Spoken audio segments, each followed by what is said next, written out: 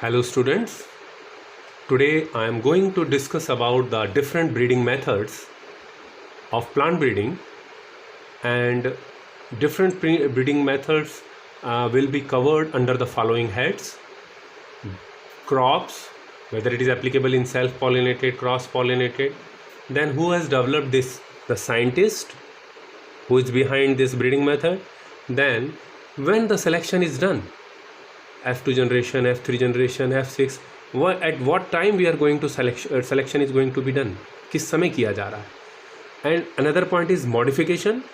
इस breeding method में क्या मॉडिफिकेशन किया गया जिसकी वजह से एक नया ब्रीडिंग मेथड आया, उसके बारे में भी डिस्कस करेंगे one by one. What is the gene action involve in this breeding method, इसके क्या एडवांटेजेस हैं, मेरिट्स क्या हैं, क्या डीमेरिट्स हैं.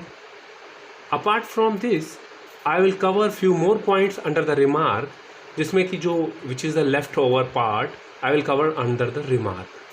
So here students we have different breeding methods, that is the pure line selection, mass selection, pedigree method, back cross method, bulk method, single seed descent method, and in the last heterosis breeding. So one by one we will cover. The first method is the pure line selection. As we know, pure line selection, this method has been given by the Johanson in 1903. The Johanson worked on beans, you know very well, Phaseolus vulgaris, rajma पे इन्होंने काम किया था. और इन्होंने this is developed the it is applicable in the self pollinated crop, pure line selection self pollinated crop में. और basic thing जो याद रखनी है कि जो प्लांट पॉपुलेशन डेवलप होती है, जो वैरायटी डेवलप होती है, वो होमोजाइगस होती है, यानी कि करस्पॉन्डिंग एलील्स पे सेम एलील्स होते हैं, और करस्पॉन्डिंग क्रोमोसोम्स पे homozygous as well as homogeneous.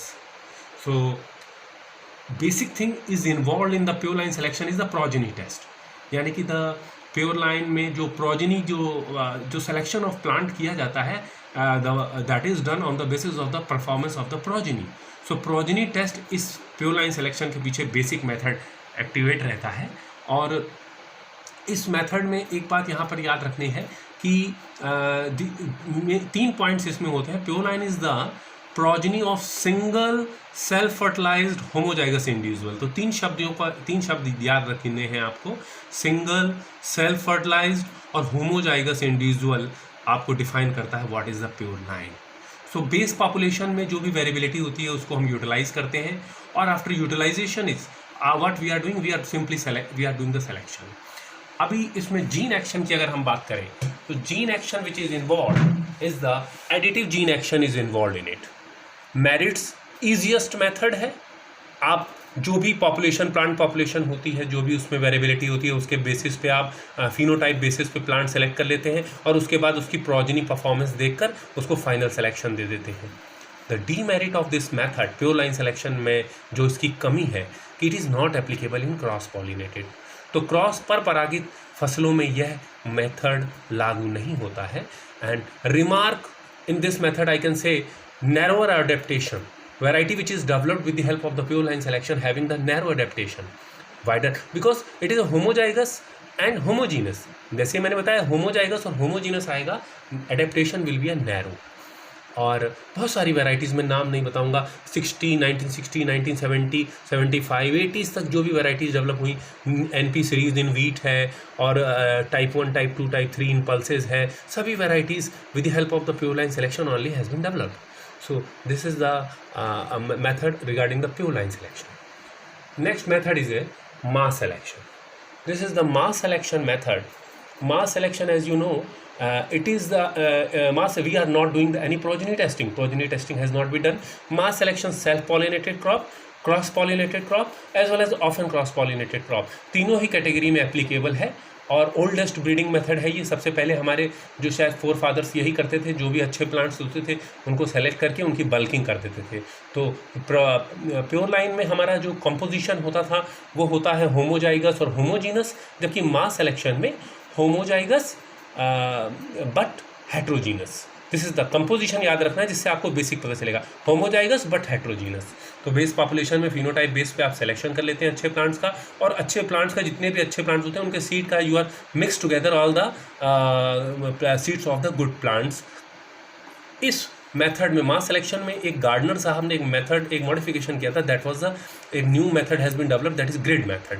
Grid method students कोई नई चीज़ नहीं है, इसमें होल फील्ड को आप डिफरेंट ग्रिड्स में डिवाइड कर देते हैं और हर ग्रिड में आप सिलेक्शन करते हैं, बाद में सेलेक्टेड हर एक ग्रिड में हुई सेलेक्टेड प्लांट्स को आप सीड मिक्स कर देते हैं and make so you are doing the bulking here. Additive gene action is also applicable in this method also.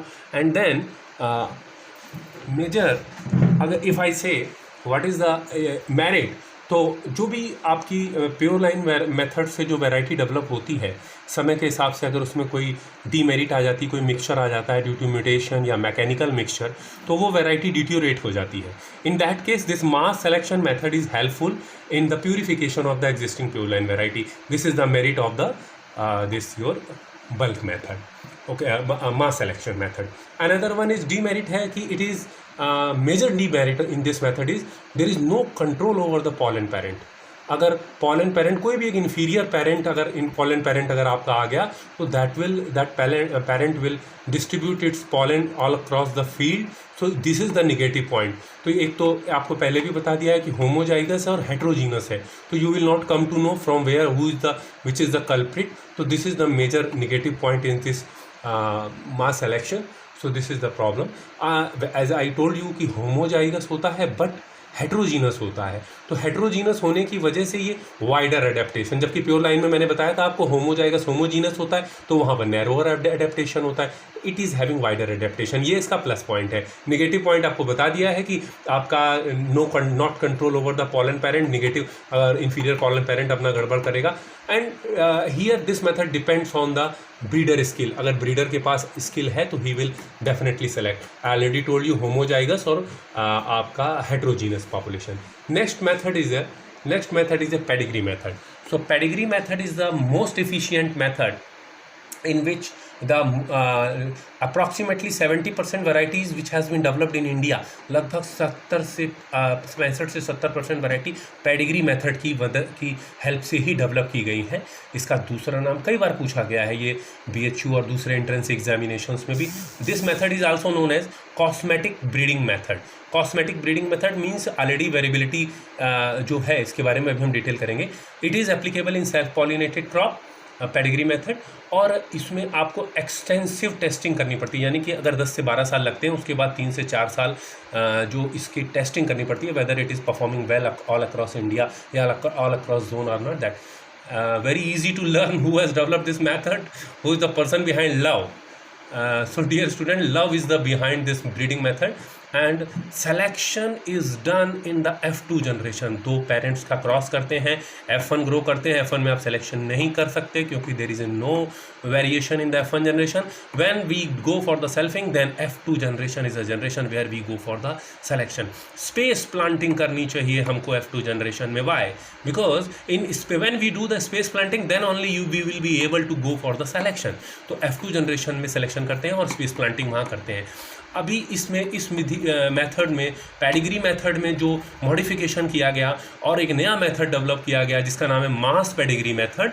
इसको हैरिंगटन साहब एक scientist, I have not mentioned here, Harrington साहब है मास पेडिग्री मेथड। तो मास selection में आपने कोई भी स्किल नहीं यूज़ किया था, आपने सिंपल फिनोटाइप बेस पे सिलेक्शन आपने करके उसको मिक्स टुगेदर कर दिया था। यहाँ पर भी ऐसे ही किया जाता है। मास पेडिग्री मेथड में आप लोग बल्किंग करते हैं और उसके बाद फर्दर आपको लगता है कि now I should go for the selection, फिर आप सिलेक्शन करके आगे बढ़ते हैं।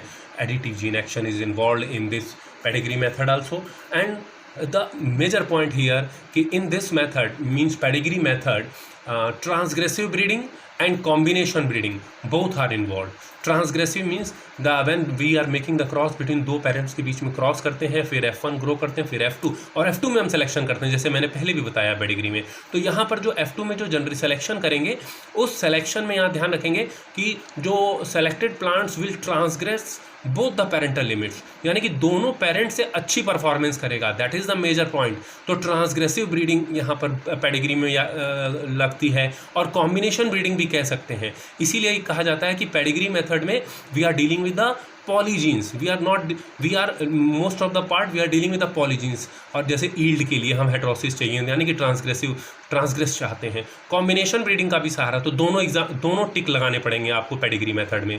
और मेजर डीमेरिट इस मेथड की है कि selection which is done in the, मैंने पहले बताया F2 जनरेशन में आप सिलेक्शन करते हैं, और अगर F2 जनरेशन में ब्रीडर का स्किल अच्छा नहीं है and he has not selected the good segregant, he has not selected the good plant in F2 generation, तो आगे कुछ भी नहीं हो सकता। आगे आपका अच्छा प्लांट आपको आने की कोई संभावना नहीं है। तो इस पॉइंट ऑफ व्यू से यहाँ पर भी this is the demerit. It is a very tough method. The breeder should have good capability, should have good skill for the selection in particular F2 generation, क्योंकि एक ही आपको मौका मिल रहा है F2 जनरेशन में सिलेक्शन करने का। वहाँ गड़बड़ हुआ तो आगे सब गड़बड़ हो जाएगा।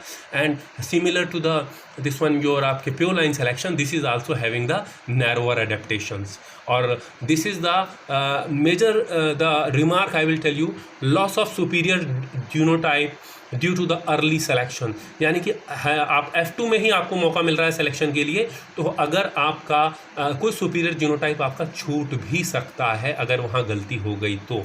Similar to the your this one pure line selection, this is also homozygous and homogeneous population. And now my next method is back cross method. Back cross method, this is the dealing with the dominant and recessive gene। और इनको इस back cross method के पीछे जो दो scientist हैं, those are the Harlan and Pope, who has developed this method.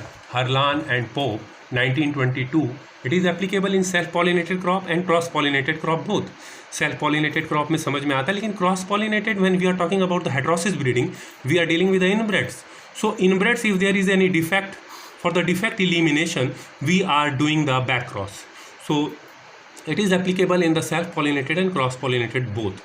तो अभी यहाँ पर इसमें जो सिलेक्शन करते हैं आपका most of the time we are doing for the recurrent parent type का हम सिलेक्शन ज़्यादा करते हैं, यानी कि background selection we go for the recurrent parent, और जो फोरग्राउंड सिलेक्शन है we are going for the non recurrent parent. जैसा कि पता है बैक क्रॉस मेथड में एक रिकरेंट पेरेंट होता है जिसके 99% हम जेनेटिक कॉन्स्टिट्यूशन का एक्सपेक्टेशन करते हैं, और 1% we are non recurrent parent. तो यहाँ पर आपको याद रखना है फोरग्राउंड सिलेक्शन और background selection for the recurrent parent, और this one foreground selection for the non recurrent parent. BC1 अगर रिसेसिव जीन से गवर्न है तो हम लोगों को फर्दर यानी कि BC2 F2 जनरेशन में आपको सिलेक्शन करना पड़ता है। और this is the another modification of this back cross method is the convergent method, convergent improvement method. Here also the additive gene action is involved.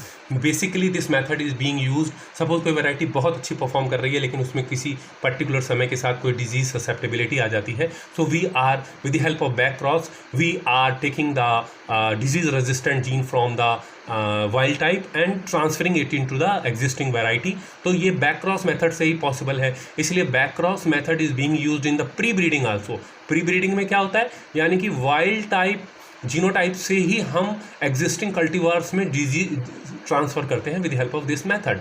और साइटोप्लाज्मिक मेल स्टेरिलिटी को भी transfer करना है तो बैक क्रॉस की मदद लेते हैं, but basically this method is dealing with the oligogenes. Okay, and demerit ये है कि जो भी बैक क्रॉस से नई वैरायटी डेवलप होगी उस वैरायटी में डिजीज रेजिस्टेंस ही आएगा। Apart from the disease resistance other genes will be the similar to the existing variety. तो कोई नया ईल्ड वाइज कोई बहुत इंप्रूवमेंट नहीं होने वाला है, लेकिन basic point is when you are transferring the genes from the wild type, as I told you in case of the pre breeding, linkage drag problem will be there. तो बहुत सारी ऐसी जीन्स जो है वो चली आएंगी साथ में, that is the limitation of the back cross. तो लिंकेज ड्रैग से बचना होता है, हम नहीं चाहते। और extensive testing is not required because yield wise it is not superior to the existing variety. Already the yield will be the same, only we have to test the gene which has been transferred for the disease resistance। उसके लिए आप एक testing कर लीजिए, उसके बाद no need. And this is the transgressive breeding. Transgressive breeding के अंतर्गत इसका एग्जांपल आता है, यानी कि यहाँ पर भी आपका दोनों के पेरेंट्स से बेहतर यहाँ होना चाहिए।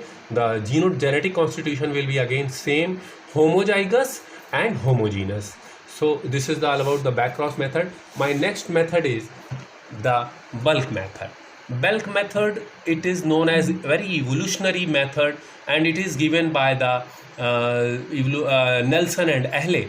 Nelson and Ahle in 1908 given this method. This is applicable in the self pollinated crop. Bulk method में मैं बता दूं स्टूडेंट्स आपको कि जब हम लोग किसी एक पर्टिकुलर सपोज ड्रॉट टॉलरेंस के लिए हम वैरायटी सेलेक्ट करना चाहते हैं, यानी कि 2 वैरायटीज़ का क्रॉस किया और उसके बाद F1 generation F2 generation, so not like unlike pedigree में हम F2 में सिलेक्शन करते हैं, यहाँ पर हम वेट करते हैं till the adverse condition will come. अब ड्रॉट टॉलरेंस के लिए हमको वेट करना है, तो वी विल गो जब तक ड्रॉट नहीं आएगा. सपोज F6 जनरेशन में ड्रॉट कंडीशन आती है, then we will immediately start the selection. तो यहाँ पर भी एक तरीके से आपका ब्रीडर का स्किल तभी स्टार्ट होगा, तभी ब्रीडर अपने कैपेबिलिटी यूज़ करेगा when adverse condition will come. So bulk method को नेल्सन एंड अहले ने जो दिया था, इसमें एक मॉडिफिकेशन करके हमने एक सिंगल सीड डिसेंट मेथड भी डेवलप किया, जिसको SSD मेथड भी कहते हैं. इसमें बल्किंग के लिए हम पूरा बीज ना लेके, आगे हम लोग बात करेंगे, हर एक प्लांट से एक सीड लेते हैं. The gene action is involve, the additive gene action and not required. मैंने बताया कि ब्रीडर को F6 F5 F6 F7 तक कोई परेशानी नहीं है, कुछ नहीं करना है, उसको बस बल्किंग करते जाना है. लेकिन और आगे जैसे ही कंडीशंस आती हैं सिलेक्शन के लिए फेवरेबल, तब उसको अपनी स्किल यूज़ करनी है. लेकिन negative point with this bulk method is that large area is required, very large area is required, जिसके लिए रिसोर्सेज ज़्यादा चाहिए होते हैं, जो इंडिया कंडीशन में, अपनी Indian condition, it is not easy to get all those resources. Natural selection play very important role, और नेचुरल सिलेक्शन को मौका देते हैं, अपना सिलेक्शन बीच में नहीं इंटरफेयर करते हैं. नरेंद्र राय एक वैरायटी आई थी ब्रेसिका जुन्सिया में, अक्सर एक question it has been asked. My next question is this is your single seed descent method. Single seed descent method modification है, जैसे मैंने पहले बता दिया आपको बल्क मेथड का. Instead of bulking the whole material, we are taking the applicable in self pollinated crop.